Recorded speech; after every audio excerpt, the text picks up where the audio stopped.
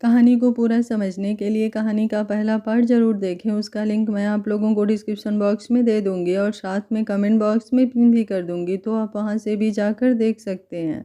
रुद्र जब मीटिंग के सिलसिले में इस होटल में आया तो कोइंसिडेंटली उसकी नज़र होटल के अंदर आ रही लड़की पर जाकर टिक जाती है और वो देखता है कि वो लड़की और कोई नहीं, गौरी है।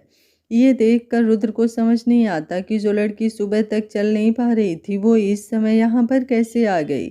लेकिन तभी उसकी नज़र पीछे आ रहे आदमी पर जाकर अटक जाती है, जिसे देखकर रुद्र को समझ नहीं आता कि गौरी इस आदमी को कैसे जानती है। रुद्र देखता है कि गौरी उस इंसान के साथ कैसे हंस हंस कर बातें कर रही थी और ये देखकर रुद्र इतना तो समझ गया था कि वो इंसान गौरी के लिए ज़रूरी है, लेकिन रुद्र उस इंसान की आंखों में गौरी के लिए प्यार देख रहा था जो वो बर्दाश्त नहीं कर पाया। रुद्र ने देखा कि वो इंसान गौरी को अपना कार्ड दे रहा है। ये देखकर रुद्र एक पल को सोचता है, फिर उसे याद आता है कि गौरी को उसने उसका कार्ड तो दिया ही नहीं। रुद्र अपने मन में बोला, ये लड़की इस आदमी से पैसे लेने के लिए आई है। रुद्र सिंघानिया इतना गरीब नहीं है कि अपनी बीवी को पैसे ना दे सके। यही सब वो सोच रहा था कि तभी उसकी नज़र गौरी के मुस्कुराते चेहरे पर जाकर रुक जाती है। एक पल को वो पूरी तरह से गौरी के चेहरे में खो जाता है कि उसकी मुस्कान कितनी ज़्यादा खूबसूरत है। तभी उसे सामने बैठे इंसान की आवाज़ आती है और वो अपने ख्यालों से बाहर आता है और अपने हाथ में ली हुई फाइल को ठीक करके वापस से टेबल पर रख कर सामने की तरफ देखता है। उसके सामने एक आदमी बैठा हुआ था जिसके साथ रुद्र की मीटिंग थी। वो आदमी बोला, मिस्टर सिंघानिया, आपको हमारा प्रोजेक्ट कैसा लगा? रुद्र गुस्से में कहता है, आपका प्रोजेक्ट पूरी तरह से कचरा था। इतना कहकर वो अपनी जगह से खड़ा हो जाता है और सामने बैठे केशव की तरफ देखकर कहता है, अगली बार से तुम मुझे ऐसी मीटिंग में लेकर आए ना तो तुम समझ जाना। इतना कहकर वो गुस्से में वहां से चला जाता है। केशव अपनी जगह से खड़ा होकर बोला, भाई को अचानक से गुस्सा क्यों आ गया? प्रोजेक्ट तो ठीक था। सामने खड़े इंसान की तरफ वो देखकर कहता है, शायद आपके प्रोजेक्ट में कोई गलती हुई होगी जो भाई को बर्दाश्त नहीं हुई, तो आप अपने प्रोजेक्ट को एक बार फिर से चेक कर लेना। इतना कहकर वो वहाँ से चला जाता है। वो आदमी उन दोनों के चले जाने के बाद अपने सामने खड़े आदमी की तरफ देखकर कहता है, मैंने तुमसे पहले ही कहा था कि इस प्रोजेक्ट की प्रेजेंटेशन अच्छे से तैयार करना, लेकिन नहीं, एक मौका मिला था हमें सिंघानिया कंपनी के साथ खुद को जोड़ने का, लेकिन तुम्हारी वजह से वो मौका भी चला गया। सामने खड़ा उसका पर्सनल असिस्टेंट चुपचाप से अपनी बॉस की बात सुनता है। उसे समझ नहीं आ रहा था कि उसकी प्रेजेंटेशन में कहाँ कमी रह गई है। इन लोगों को कौन समझाए कि इनकी प्रेजेंटेशन में कमी नहीं रह गई थी, बस इनकी किस्मत खराब थी। बाहर आकर रुद्र अपनी गाड़ी में बैठकर केशव की तरफ देखकर कहता है, मुझे बैग कॉर्ड तैयार चाहिए। केशव हाँ में सर हिला देता है। रुद्र गाड़ी में बैठकर वहां से चुपचाप चला जाता है। केशव अपनी गाड़ी में जाकर बैठ जाता है और अपने फ़ोन से किसी को फ़ोन करता है। थोड़ी देर बाद कार लेने के बाद वो भी वहां से चला जाता है। दूसरी तरफ गौरी घर आकर चुपचाप से अपने कमरे में चली जाती है। कमरे में आकर वो वापस से जाकर बिस्तर पर बैठ जाती है और कुछ सोचकर कहती है, अब मुझे जॉब भी मिल जाएगी और अब मुझे कैसे भी करके अब अपने मम्मी पापा के बारे में पता लगाना है। कुछ सोचकर वो कहती है, वैसे रुद्र इतना बुरा भी नहीं है, लेकिन मैं रुद्र के साथ पूरी ज़िंदगी नहीं रह सकती हूँ क्योंकि मुझे मेरे सेवियर से शादी करनी है। इतना कहकर अपनी जगह पर वो खड़ी होती है और अपनी अलमारी के पास जाती है। अलमारी के पास पहुंचकर अलमारी का दरवाज़ा खोलकर उसमें से उस जैकेट को बाहर निकालकर वापस से अपनी जगह पर आकर बैठ जाती है और जैकेट की तरफ देखकर कहती है, काश कि मैं तुमसे मिल पाती। मैंने तुम्हें बस अनजाने में ही मेरी मदद करने के लिए कहा था और तुमने मेरी मदद भी कर दी। तुम्हें डर नहीं था कि मैं उन आतंकवादियों के साथ मिली भी हो सकती हूँ। गौरी 5 साल पहले का वो दिन याद करती है। गौरी जब 18 साल की थी, वो अनाथ आश्रम से जब अपने घर जा रही थी कि तभी उसको किसी के द्वारा किडनैप कर लिया जाता है और किडनैप हो जाने के बाद गौरी को एक जगह पर बंद कर दिया जाता है। गौरी को नहीं पता था कि उसे किसने किडनैप किया है, लेकिन उसकी आंखों के सामने अंधेरा छाया हुआ था, यानी कि उसे बेहोशी का इंजेक्शन दिया गया था जिसकी वजह से वो होश में नहीं थी। कि तभी उसकी कानों में फायरिंग की आवाज़ सुनाई देती है। ये आवाज़ सुनते ही गौरी अपनी आंखें खोलने की कोशिश करती है। तभी उसकी आंखों के सामने एक लम्बा फिजिक वाला आदमी आकर खड़ा हो जाता है। गौरी अपने सामने खड़े उस इंसान की तरफ देखकर कहती है, प्लीज़ मुझे यहाँ से बचाओ, यहाँ से ले जाओ। वो आदमी गौरी को वहाँ से बचाकर लेकर आता है।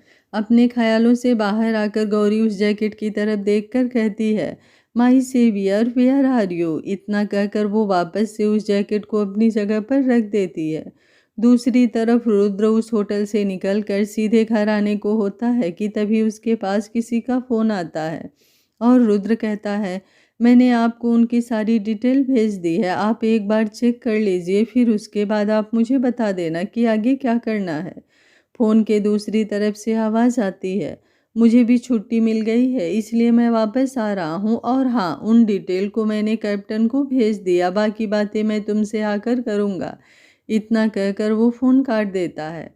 रुद्र अपने मोबाइल को एक तरफ रख के ड्राइव करता है। थोड़ी देर में वो अपने घर आ जाता है। अपनी गाड़ी से उतरकर वो अपने सामने बने घर की तरफ देखता है और उसके अंदर चला जाता है। घर के अंदर पहुंचकर रुद्र अपने चारों तरफ देखता है कि नौकर अपने काम में बिजी हैं। ये देखकर वो नौकरों की तरफ देखकर पूछता है, क्या गौरी घर से बाहर गई थी? तभी उनमें से एक नौकर रुद्र के पास आकर कहता है, वो तो कमरे में आराम कर रही हैं। रुद्र चुपचाप से कमरे में चला जाता है। कमरे के पास पहुंचकर वो गौरी के किसी से बात करने की आवाज़ सुनता है। ये सुनकर वो तुरंत दरवाज़ा खोलता है और देखता है कि गौरी किसी से फ़ोन पर बात कर रही है। गौरी फ़ोन पर किसी से बात कर रही थी कि तभी उसने देखा कि रुद्र घर में आ चुका है। ये देखकर वो फ़ोन पर कहती है, मैं तुझे बाद में फ़ोन करती हूँ। रुद्र गौरी के पास आकर कहता है, तुम्हें इस घर का खाना नहीं पसंद है? गौरी कुछ सोचते हुए कहती है, तुम क्या बहकी बहकी बातें कर रहे हो? रुद्र बोला, तुम्हें पैसों की ज़रूरत है तो तुम मुझसे ले सकती हो, तुम्हारा पति गरीब नहीं है। गौरी को कुछ समझ नहीं आ रहा था कि रुद्र उससे क्या बात कर रहा है और वो कुछ सोचकर कहती है, तुम्हारे कहने का मतलब क्या है?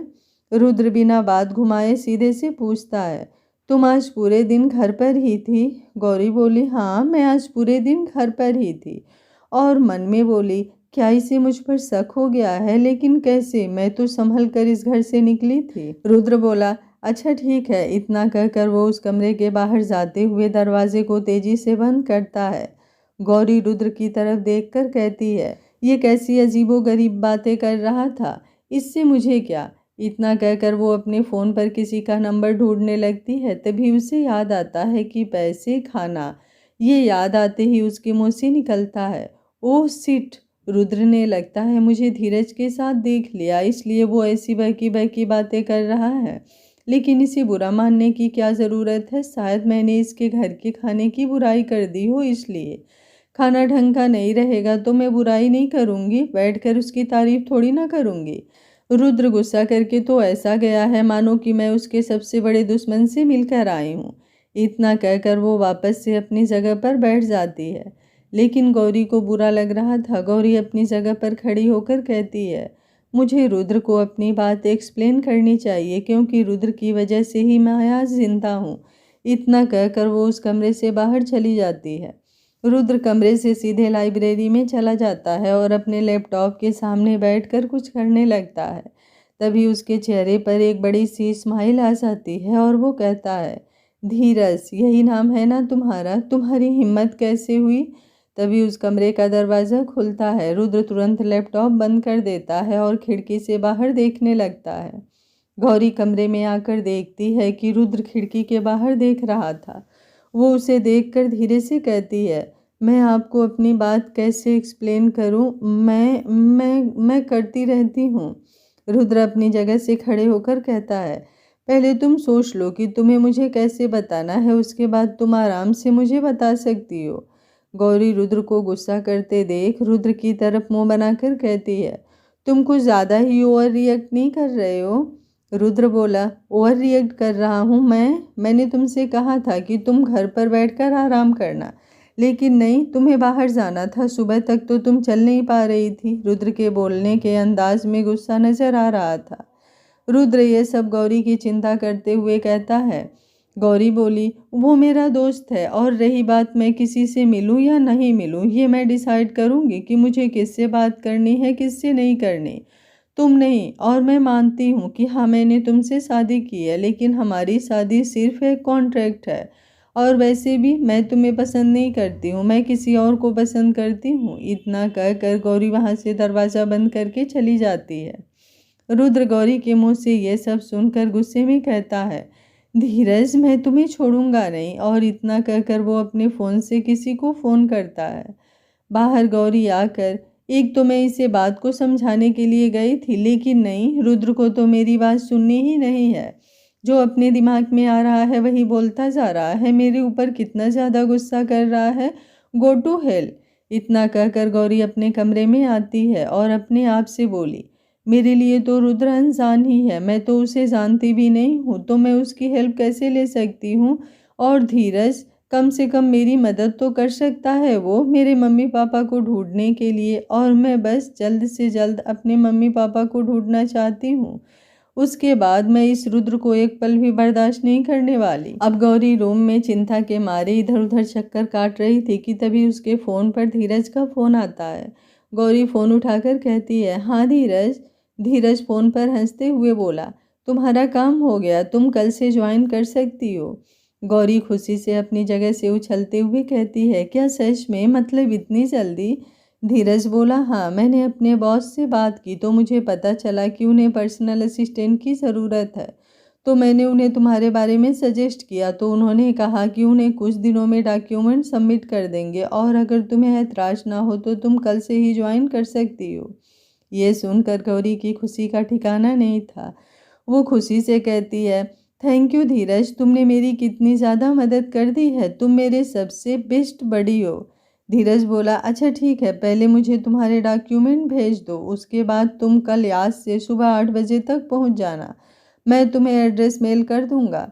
गौरी खुशी से ठीक है कहकर फ़ोन काट देती है और वो अपनी जगह से उछलते हुए कहती है, याहू, मुझे जॉब मिल गई, मैं कितनी ज़्यादा खुश हूँ, मैं बता नहीं सकती। मतलब कि अब मैं आराम से अपने मम्मी पापा को ढूंढ पाऊंगी। वो खुशी से उछल ही रही थी कि तभी कमरे का दरवाज़ा खुलता है और कमरे के अंदर रुद्र अपने चश्मे को ठीक करते हुए आता है और वो देखता है कि गौरी किसी बच्चे की तरह उछल रही है। ये देखकर वो कुछ पल सोच में पड़ जाता है, तभी देखता है कि गौरी गिरने वाली है, तो वो भागकर गौरी को पकड़ लेता है। गौरी अचानक से गेट खुल जाने पर रुद्र को देखकर अपना बैलेंस संभाल नहीं पाती और ज़मीन पर गिरने वाली थी कि तभी उसे रुद्र द्वारा संभाल लिया जाता है। गौरी रुद्र की बाहों में थी, रुद्र ने गौरी को अच्छे से पकड़ रखा था। गौरी रुद्र से अलग होकर सीधी खड़ी होकर रुद्र की तरफ देखकर थैंक यू कहती है। रुद्र सीधा होकर अपने चश्मे को एडजस्ट करते हुए कहता है, तुम इतनी खुशी से उछल क्यों रही हो? गौरी का खुशी का ठिकाना ना होने की वजह से वो भूल चुकी थी कि वो कुछ देर पहले रुद्र से झगड़ा करके आई थी, इसलिए वो बिना कुछ सोचे रुद्र को बता देती है कि उसकी जॉब लग गई है। गौरी जब रुद्र को बता देती है तब उसे याद आता है कि वो कुछ देर पहले रुद्र से झगड़ा करके आई है, तो वो अपनी खुशी को संभालते हुए अपने आप को शांत करती है। अपनी नज़रें नीचे करके तिरछी नज़रों से रुद्र के मूड को देखती है। वो देखती है कि रुद्र ज़्यादा नाराज़ तो नहीं है, लेकिन तभी वो चुप रहती है। रुद्र गौरी को यूं अचानक शांत होता देख, तो तुमने क्या सोचा है, तुम ये जॉब कर रही हो कि नहीं? गौरी रुद्र को इतने प्यार से बात करता देख एक पल रुद्र को देखती ही रह जाती है और मन में कहती है, इस इंसान के मुंह से शहद कैसे टपक रहा है। गौरी बोली, मैंने इस जॉब के लिए हाँ कर दी है। रुद्र कुछ सोचकर कहता है, ठीक है मानता हूँ हमारी शादी एक कॉन्ट्रैक्ट है, लेकिन मैं अपनी तरफ से पूरी कोशिश करना चाहता हूँ कि मैं इस शादी को निभा पाऊँ। और वैसे भी तुम अपनी ज़िंदगी अपने हिसाब से जी सकती हो, मैं नहीं चाहता कि तुम मेरी वजह से अपने सपनों को छोड़ो। इतना कहकर वो वहाँ से चला जाता है। गौरी रुद्र के मुंह से ये सुनकर हैरान रह जाती है। उसे समझ नहीं आ रहा था कि अचानक से रुद्र ऐसा बिहेव क्यों कर रहा है। गौरी इन सब पर ध्यान नहीं देती है। वो खुशी से मुस्कुराकर कहती है, फाइनली मैं जॉब करने जा रही हूँ mummy, I really miss you. भले आपने मुझे जन्म नहीं दिया है, लेकिन आपने मेरी परवरिश बिल्कुल अपनी बेटी की तरह की है और मैं आपसे वादा करती हूँ कि मैं अपने मम्मी पापा को ढूंढ कर रहूँगी। रुद्र कमरे से बाहर आकर अपने लाइब्रेरी में चला जाता है। थोड़ी देर में डिनर का समय हो जाता है। गौरी अपने कमरे से बाहर आकर डाइनिंग एरिया में जाती है तो वो देखती है कि रुद्र वहाँ पर नहीं है। ये देखकर वो कुछ सोचने लगती है। तभी वहाँ से एक नौकर जा रहा था। गौरी नौकर की तरफ देखकर कहती है, रुद्र कहाँ है? नौकर बोला, छोटे मालिक तो अपने लाइब्रेरी में होंगे। गौरी बोली, ठीक है कहकर नौकर को जाने का इशारा कर देती है। वो नौकर वहाँ से चला जाता है। गौरी कुछ सोचकर लाइब्रेरी की तरफ जाने लगती है। लाइब्रेरी के पास पहुंचकर वो हल्का सा दरवाज़ा खोलती है। रुद्र फ़ोन पर किसी से बात कर रहा था। क्या? क्यों? अच्छा ठीक है, हाँ मैं इसे सॉल्व कर दूंगा, आप चिंता मत करिए। ठीक है कहकर फ़ोन रख देता है और दुखी मन के साथ अपनी जगह पर बैठ जाता है। रुद्र दुखी मन के साथ अपना लैपटॉप चालू करता है। गौरी कमरे के अंदर हल्के कदमों से आती है और वो देखती है कि रुद्र दुखी है। ये देखकर उसे रुद्र के लिए बुरा लगता है और वो रुद्र के पास वाली जगह पर आकर बैठ जाती है। रुद्र जो अपने लैपटॉप में कुछ कर रहा था, उसने देखा कि उसके पास गौरी आकर बैठ गई है तो वो अपना सर उठाकर गौरी की तरफ देखता है। गौरी बोली, तुम मेरी वजह से दुखी हो क्योंकि मैंने तुमसे बदतमीजी की थी तो मैं उसके लिए सॉरी कह रही हूँ, मैं उसके लिए माफ़ी मांग रही हूँ। रुद्र गौरी के इस सवाल का कोई जवाब नहीं देता और अपने लैपटॉप में वापस से बिजी हो जाता है। गौरी रुद्र को कोई हलचल करता ना देख थोड़ी दुखी होकर मन में कहती है, मैंने तो इससे माफ़ी भी मांग ली, फिर क्यों ये अपना मुँह लटका कर बैठा हुआ है। तभी वो देखती है कि रुद्र के फ़ोन पर किसी का फ़ोन आ रहा था, उस पर पापा लिखा हुआ था। ये देखकर गौरी रुद्र को फ़ोन उठाने के लिए कहती है। रुद्र फ़ोन नहीं उठाता है। गौरी गुस्से से रुद्र की तरफ देखकर कहती है, तुम कितने ज़्यादा लकी हो कि तुम्हारे पास मम्मी पापा हैं, लेकिन तब भी तुम्हें उनकी कद्र नहीं। तुम फ़ोन क्यों नहीं उठा रहे हो? रुद्र जिसका दिमाग पहले ही खराब था, गौरी की ये बात सुनकर वो गौरी पर चिल्लाना नहीं चाहता था, इसलिए चुपचाप से वो फ़ोन उठा लेता है। फ़ोन के दूसरी तरफ से एक कड़क आवाज़ आती है, मिस्टर सिंघानिया, आप शायद भूल रहे हैं कि आप जितने चालाक हैं उससे ज़्यादा चालाक हैं हम, आपके पिता हैं हम। रुद्र थोड़ा नाराज़गी के साथ, मतलब आपको ये बात कैसे पता चली? रुद्र के पिता बोले, ये सब छोड़ो, तुम चुपचाप से बिजनेस को संभालो क्योंकि तुम्हारा बड़ा भाई वहाँ पर सब कुछ हैंडल कर रहा है। फ़ोन की इस तरफ से रुद्र बोला, ठीक है बस आप हमारे बीच कोई डील को भूलना मत। इतना कहकर वो गुस्से में फ़ोन रख देता है। फ़ोन कट जाने के बाद रुद्र थोड़ा दुखी हो जाता है। गौरी रुद्र को इतना दुखी देखकर कहती है, इतनी ज़्यादा दुखी क्यों हो? मैंने तुमसे माफ़ी भी मांग ली, अगर तुम मुझे माफ़ नहीं करना चाहते हो तो। इतना कहकर अपनी जगह से वो खड़ी हो जाती है और अपना कान पकड़कर कहती है, सो सॉरी रुद्र, मुझे तुमसे बदतमीजी से बात नहीं करनी चाहिए थी। तुम इतनी सी बात को लेकर दुखी क्यों हो रहे हो? रुद्र जो अपने ख्यालों में था, गौरी को यूं बच्चों की तरह माफ़ी मांगता देख मुस्कुराकर कहता है, तुम ज़्यादा परेशान मत हो, मैं तुम्हारी वजह से नाराज़ नहीं हूँ, बस थोड़ा सा काम का प्रेशर है। गौरी बोली, अच्छा तुम्हें ज़्यादा टेंशन नहीं लेना चाहिए वरना तुम बहुत जल्दी बूढ़े हो जाओगे। गौरी की ये बात सुनकर रुद्र हंसने लगता है और कहता है, तुम चिंता मत करो, अगर मैं बूढ़ा भी हो जाऊंगा तभी मैं तुम्हें इतनी आसानी से डिवोर्स नहीं देने वाला। गौरी रुद्र को वापस नॉर्मल होता देख उसकी बात का बुरा नहीं मानती है और कहती है, चलो चलकर डिनर कर लो। रुद्र अपनी जगह से खड़े होकर कहता है, ठीक है। इतना कहकर वो दोनों उस कमरे से बाहर आ जाते हैं। कमरे से बाहर आ जाने के बाद रुद्र अपनी जगह पर जाकर बैठ जाता है। गौरी अपनी जगह पर जाकर बैठ जाती है। गौरी अपना खाना निकाल कर खाने लगती है। थोड़ी देर में दोनों अपना डिनर खत्म कर लेने के बाद अपनी जगह पर खड़े होकर दोनों एक साथ कमरे में चले जाते हैं।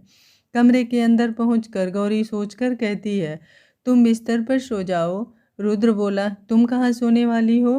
गौरी कुछ सोचकर कहती है, मैं सोफे पर सोने वाली हूँ। इसकी वजह भी तुम्हें बता दे रही हूँ क्योंकि मुझे अभी कुछ काम है तो मुझे सोने में समय लगेगा और कल सुबह तुम्हें जल्दी ही कंपनी जाना होगा, इसलिए मैं कह रही हूँ तुम जाकर उस पर आराम से सो जाओ।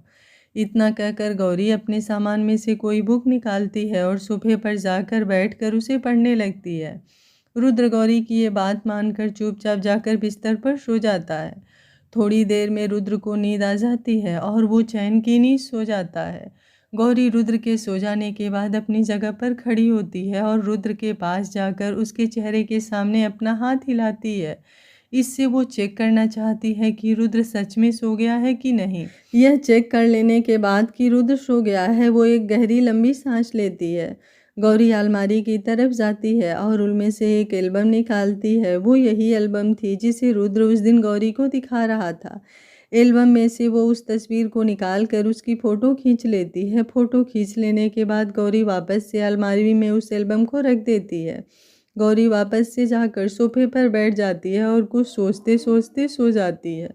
गौरी जब अपनी आंखें खोलती है तो देखती है कि वो बिस्तर पर है। ये देखकर गौरी सोच में पड़ जाती है कि वो तो कल रात को सोफे पर सो रही थी, फिर वो यहाँ पर क्या कर रही है। तभी उस कमरे में नौकर आता है और कहता है, छोटी मालकिन आप उठ गईं। वो छोटे मालिक कंपनी चले गए हैं और उन्होंने हमसे कहा है कि आपको आज से सुबह का ब्रेकफास्ट हम दे दें और फिर उसके बाद आपको ड्राइवर आपकी कंपनी छोड़ देगा। गौरी हाँ में सर हिला देती है और कहती है कि आप जाइए, मैं अभी थोड़ी देर में आ रही हूँ। वो नौकर चुपचाप वहाँ से चला जाता है। गौरी अपने ख्यालों से बाहर आकर अपनी जगह से खड़ी होकर जल्दी से जाकर वॉशरूम में कंपनी जाने के लिए तैयार हो जाती है। तैयार होकर वो जल्दी से नीचे जाकर नाश्ता कर लेती है। नाश्ता कर लेने के बाद वो धीरज को फ़ोन करके उसके एड्रेस भेजने के लिए कहती है। धीरज उसे एड्रेस भेज देता है। गौरी बाहर आकर ड्राइवर को उस जगह का एड्रेस दिखाती है। ड्राइवर बिना कुछ कहे गौरी को उस एड्रेस पर ले जाता है। गौरी उस एड्रेस पर पहुंचकर गाड़ी से उतर जाती है और ड्राइवर अंकल को वापस घर जाने के लिए कहती है।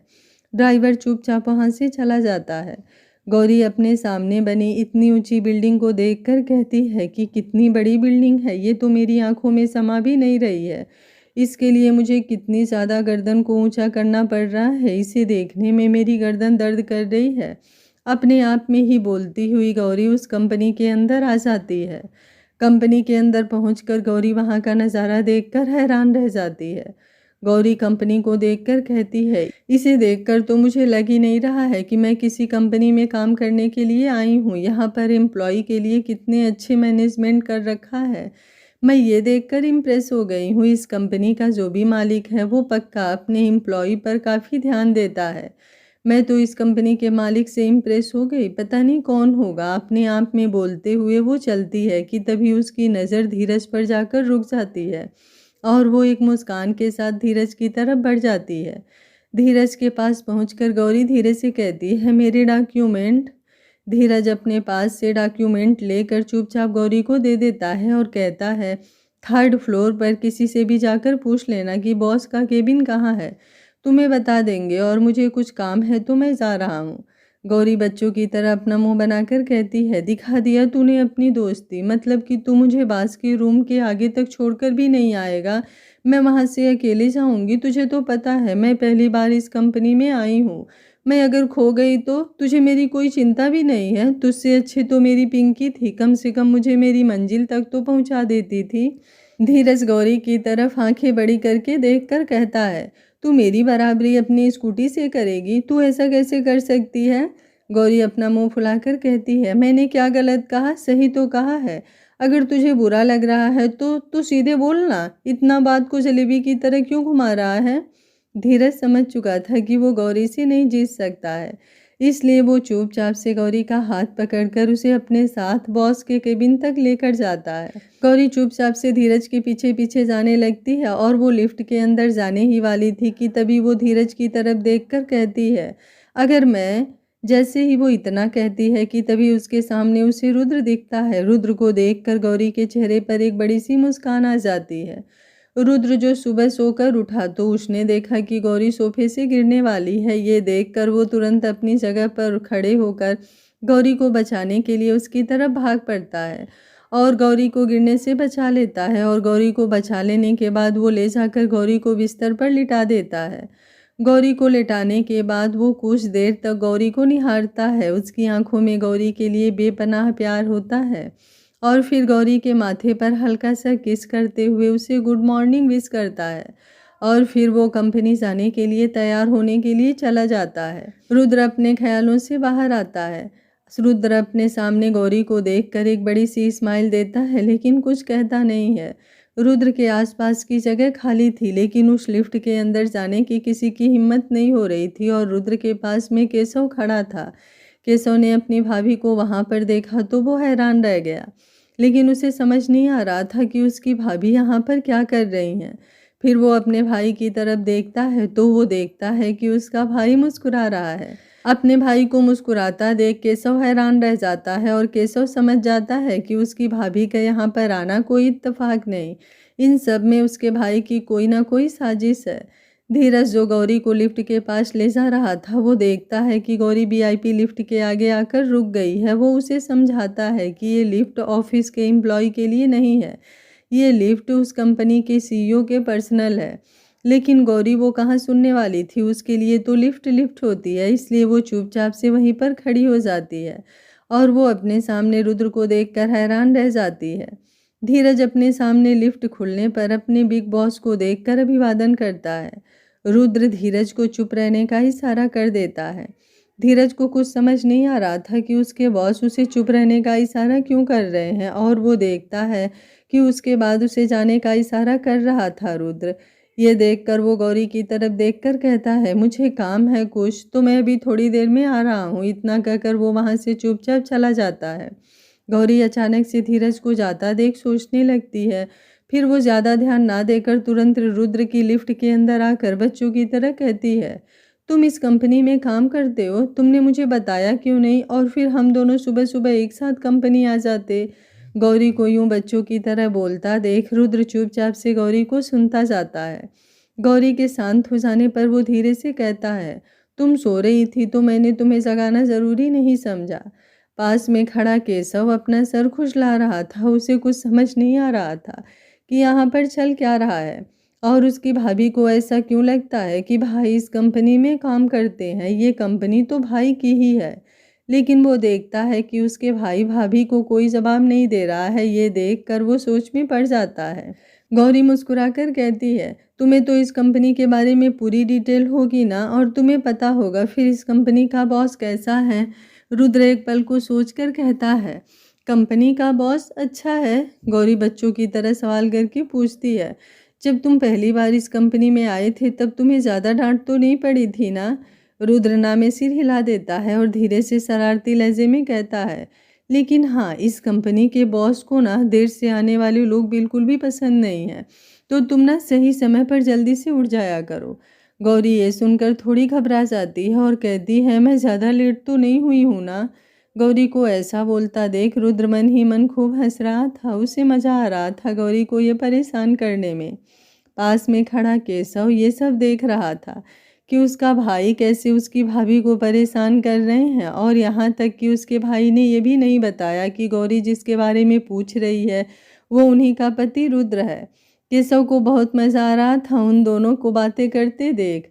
गौरी थोड़ा परेशान होकर कहती है, मैंने आज सुबह जब इस कंपनी के बारे में डिटेल निकाली तो मुझे पता चला इस कंपनी का जो बॉस है बहुत ज़्यादा खड़ूस है।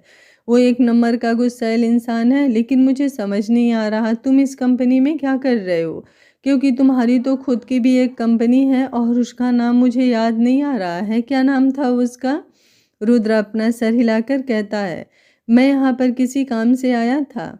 गौरी हाँ में सिर हिला देती है और कहती है, तुम्हें पता है इस कंपनी के बॉस की एक भी फ़ोटो ऑनलाइन पर नहीं थी। उसमें बस इतना लिखा था कि वो हाल ही में अपनी कंपनी को संभालने के लिए वापस आए हैं, और इससे ज़्यादा कोई डिटेल ही नहीं थी। रुद्र कुछ नहीं बोलता है और मन में कहता है, अच्छा हुआ वो रिपोर्टर्स ने मेरे बारे में सारी खबर हटवा दी, वरना शायद मैं उनकी मीडिया चैनल बंद करवा देता। इसी तो मुझे ये तसल्ली रहेगी कि लोग मेरे बारे में ज़्यादा नहीं जानते हैं। गौरी रुद्र को कुछ सोचता देख कहती है, तुम्हें पता है रुद्र, ये मेरी पहली जॉब है, इससे पहले मैंने कहीं भी काम नहीं किया। मुझे बहुत ज़्यादा घबराहट हो रही है। अगर इस कंपनी का बॉस बहुत ज़्यादा सख्त हुआ और उसने मुझे बहुत ज़्यादा काम दे दिया तो मैं क्या करूँगी। रुद्र गौरी को इतना परेशान होते देख कहता है, चिंता मत करो, तुम्हें इतना काम नहीं मिलेगा। गौरी अजीब सी शक्ल बनाकर रुद्र की तरफ देखकर कहती है, तुम थोड़े ना हो इस कंपनी के बॉस जो तुम इतनी आसानी से कह रहे हो कि मुझे ज़्यादा काम नहीं मिलेगा।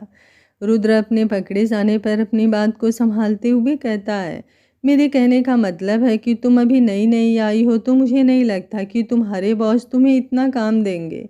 गौरी बोली, रुद्र तुम बात तो सही कह रहे हो, काश कि तुमने जो बोला है वही सच हो तो तुम्हारे मुंह में घी शक्कर।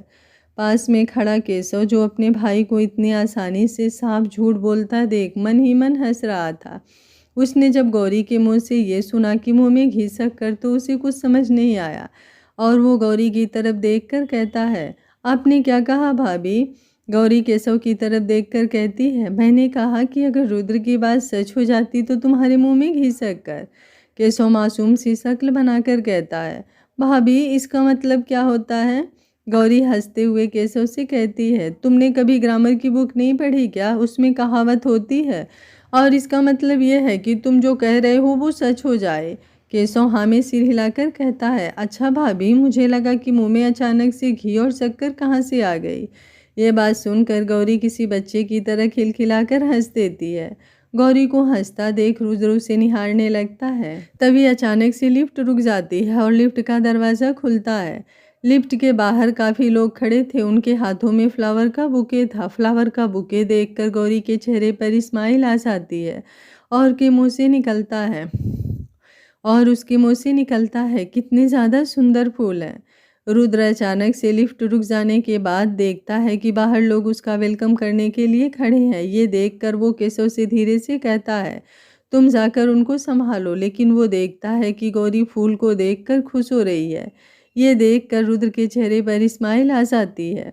लिफ्ट के बाहर खड़े लोग देखते हैं कि रुद्र के साथ एक लड़की खड़ी है। ये देखकर वो लोग थोड़ा कंफ्यूज हो जाते हैं क्योंकि वो जानते थे कि ये लिफ्ट तो रुद्र सिंघानिया की पर्सनल लिफ्ट है और इसमें किसी और की आने की इजाज़त नहीं थी। फिर ये लड़की लिफ्ट के अंदर क्या कर रही थी?